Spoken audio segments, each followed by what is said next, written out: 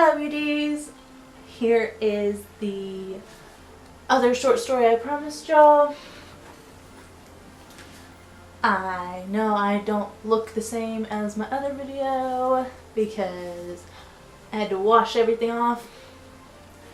So now I'm comfier and cozier, and I thought for this short story I'd read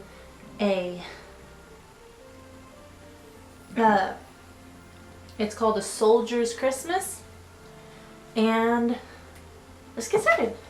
The embers glowed softly, and in their dim light I gazed around the room and I cherished the sight. My wife was asleep, her head on my chest, my daughter beside me, angelic in rest. Outside the snow fell, a blanket of white, transforming the yard to a winter delight. The sparkling lights in the tree, I believe, completed the magic that was Christmas Eve. My eyelids were heavy, my breathing was deep. Secure and surrounded by love I would sleep. In perfect contentment, or so it would seem. So I slumbered, perhaps I started to dream. The sound wasn't loud, and it wasn't too near, but I opened my eye when it tickled my ear. Perhaps just a cough, I didn't quite know. Then the sure sound of footsteps outside in the snow. My soul gave a tremble, I struggled to hear, and I crept to the door to see who was near. Standing out in the cold of the night, a lone figure stood, his face weary and tight. A soldier, I puzzled, some 20 years old, perhaps a Marine huddled in the cold. Alone in the dark, he looked up and smiled, standing watch over me, my wife, and my child. "What are you doing?" I asked without fear. "Come in this moment, it's freezing out here. Put down your pack, brush the snow from your sleeve. You should be at home on this cold Christmas Eve." For barely a moment I saw his eyes shift away from the cold and the snow-blown drifts to the window that danced with a warm fire's light. Then he sighed and he said, "It's really all right. I'm out here by choice, I'm out here every night. It's my duty to stand on the front of the line that separates you from the darkest of times. No one had to ask or beg or implore me. I'm proud to stand here like my fathers before me. My Gramps died at Pearl on the day in December," he sighed. "That's a Christmas Gram always remembers.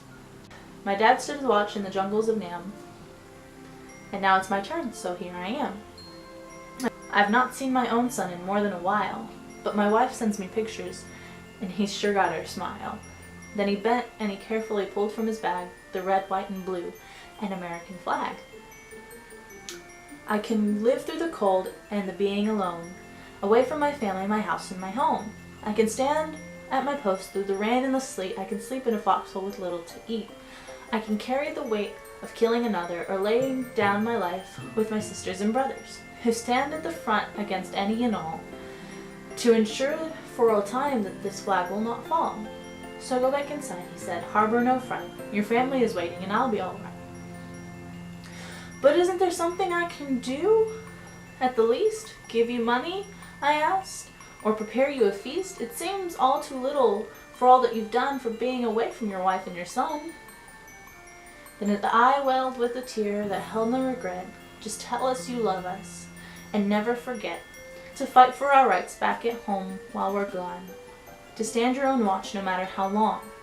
For even when we come home, either standing or dead, to know you remember we fought and we bled is payment enough. And with that we trust that we matter to you as you matter to us." If you want to read this story for yourself, I will leave a link in the description below. I really hope you enjoyed this. This is my first day of 12 Days of Christmas, and I will see y'all tomorrow.